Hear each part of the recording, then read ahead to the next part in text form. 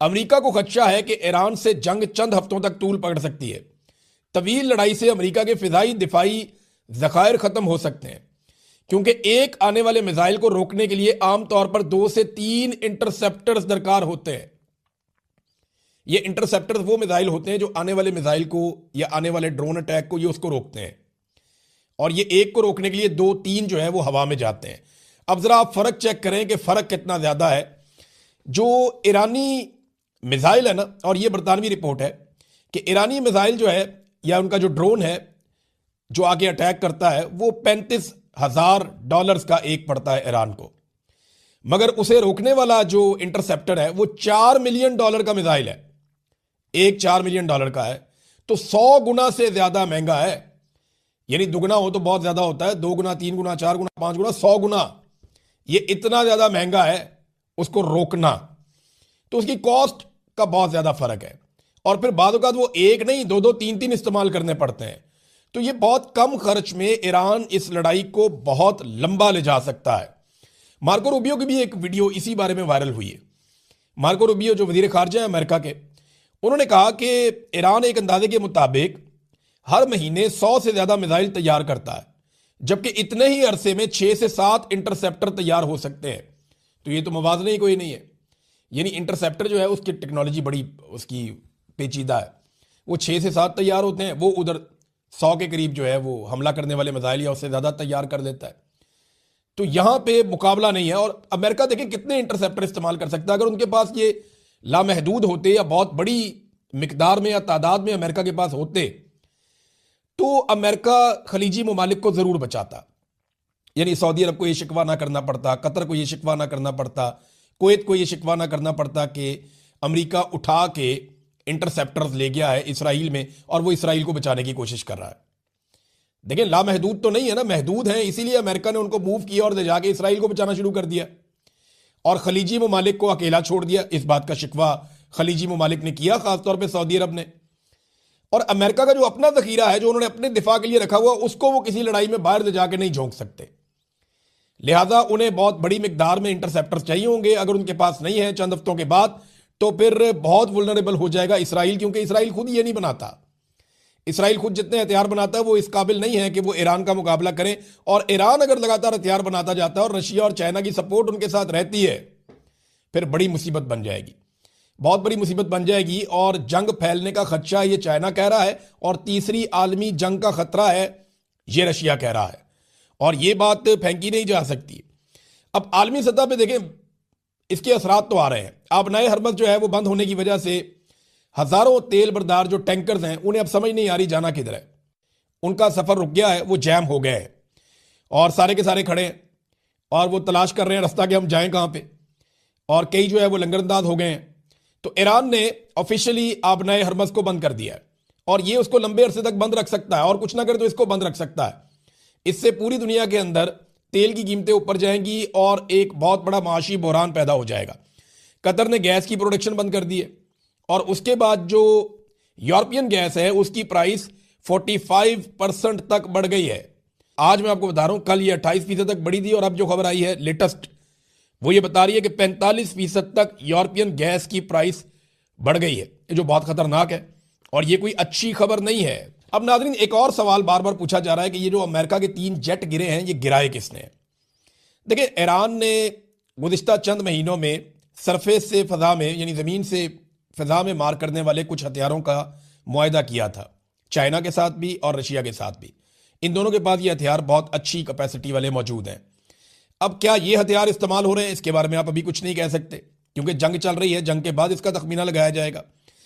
लेकिन ईरान ये कहता है कि उन्होंने अमेरिकन तैयारे गिराए। लेकिन अगर कुवैत ने गलती से गिराए हैं तो गलती से एक आधा गिरता है ना, 3 तो नहीं गिर जाते। और ये जो तैयारे होते हैं या जो सिस्टम जिस मुल्क के अंदर ये चल रहा होता है वो आपस में इंटीग्रेट करते हैं कि गलती से वो गिरने भी लगता है तो वो फौरन उनको सिस्टम बताता है कि ये इसको नहीं छेड़ना आपने, ये हमारा है। तो अगर गलती से गिर जाता तो एक गिर जाता, 3 तो उन्होंने अनाउंस कर दिया, पता नहीं कितने गिरे। तो ये जो गिरे हैं, अगर ये गलती से गिरे हैं तो ये 3 नहीं गिर सकते थे। अब इसमें एक खबर और आई है, और ये खबर ये बताती है कि कुछ जो कुवैती बैरिया के लोग हैं उनके ऊपर ऑपरेशन हुआ है और उसमें एक अहलकार जो है वो जाँ बहक भी हुआ है। अब ये क्या है, कहीं ऐसा तो नहीं है कि वहीं अंदर से किसी ने बगावत की और उन्होंने अमेरिकन तैयारों को निशाना बना दिया? क्योंकि देखें ना, हुक्मरान जो हैं वो अरब हुक्मरान अमेरिका के साथ अच्छे ताल्लुकात बना रहे हैं, लंबे अरसे से बना रहे हैं। लेकिन जैसे ही अरब हुक्मरानों के ऊपर मुश्किल वक्त आया, खलीजी ममालिक के ऊपर मुश्किल वक्त आया, अमेरिका ने अपना दिफाई निज़ाम वहां से हटा लिया। अमेरिका सिर्फ इन ममालिक को हमले के लिए इस्तेमाल कर रहा है, इनको बचाने के लिए कुछ नहीं कर रहा। अब इन ममालिक को सोचना पड़ेगा कि इनको अपना दिफाई निज़ाम खुद खड़ा करना होगा और अमेरिका के ऊपर अपना इन्हिसार कम करना पड़ेगा। अब ये ईरान के साथ खलीजी ममालिक को लड़वाना इस वक्त बहुत बड़ी ख्वाहिश है नेतन्याहू की, और उसके लिए काम हो भी रहा है। मैं आपको एक खबर देता हूं। एक तो जो सऊदी अरब की ऑयल रिफाइनरी आरामको, इसके ऊपर जो अटैक हुआ, ईरान ने बड़ी वाज़ेह अंदाज में कह दिया, बल्कि उन्होंने ये कहा कि हमने अपने सऊदी भाइयों को आगाह भी कर दिया है कि इस हमले के पीछे हम नहीं है, हमने किसी रिफाइनरी के ऊपर किसी किस्म का मिसाइल नहीं दागा। अब इसकी इन्वेस्टिगेशन होना चाहिए कि ये मिसाइल किसने फेंका है, और अगर ये इसराइल की तरफ से आया है या किसी और तरफ से आया है तो ये फिर मामला बहुत लंबा चलेगा, ये यहां खत्म नहीं होगा।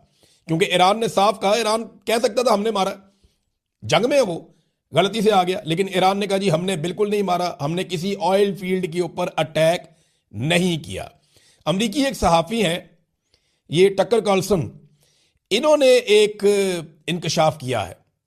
टकर कार्लसन ये कहते हैं कि कतर और सऊदी अरब में मुसाद के कुछ एजेंट्स पकड़े गए और ये बम धमाकों की प्लानिंग कर रहे थे।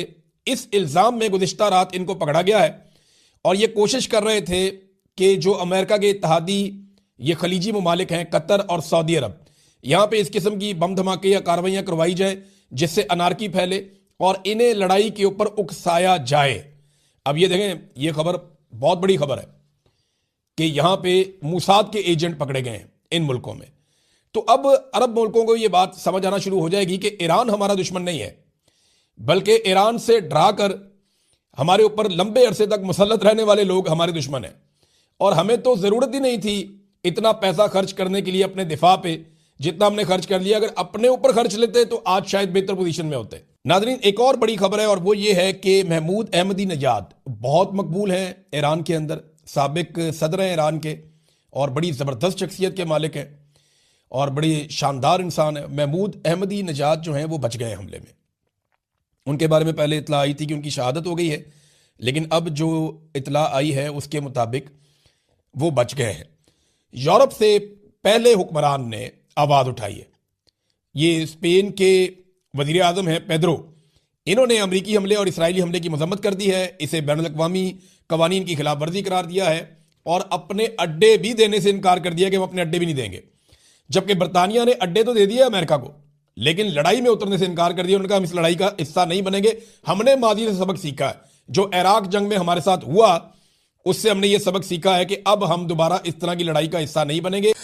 पाकिस्तान के मौजूदा आर्मी चीफ और फील्ड मार्शल सैयद आसिम मुनीर साहब, ये जब DGISI थे और इनको इनके ओहदे से बरतरफ किया जा रहा था, उस वक्त इन्होंने कोशिश की कि उस वक्त के वज़ीर आज़म इमरान खान साहब को इन्फ्लुएंस किया जा सके अपने ओहदे को बचाने के लिए। तो इन्होंने मुलाकात करने की कोशिश की बुशरा बीबी से, और बुशरा बीबी से मुलाकात के लिए जो चैनल इस्तेमाल किया जिसके बारे में इमरान खान साहब ने बताया, वो चैनल जुल्फी बुखारी साहब थे।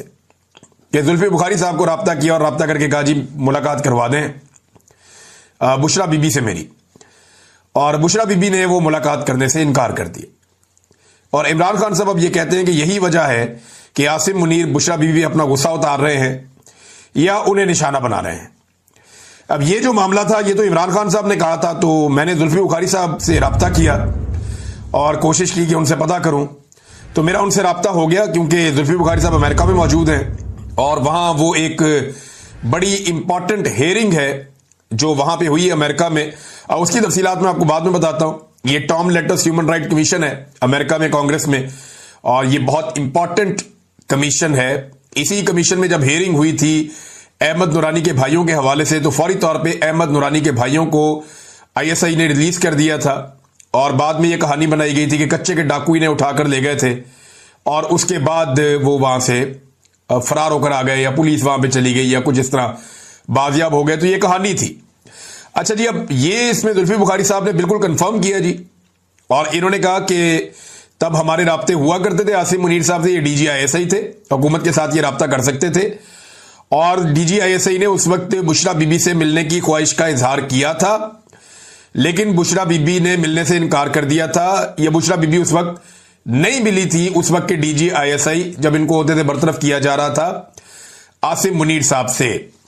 अब कुछ लोग ये कह रहे हैं कि एक्चुअली आसिम मुनीर साहब मिलना चाहते थे बुशरा बीबी को करप्शन के मामलात में, कोई इंक्वायरी कर रहे थे वो। तो एक तो DGISI ने करप्शन में क्या इंक्वायरी कर दी, उनका तो ताल्लुक ही कोई नहीं है इन चीजों से।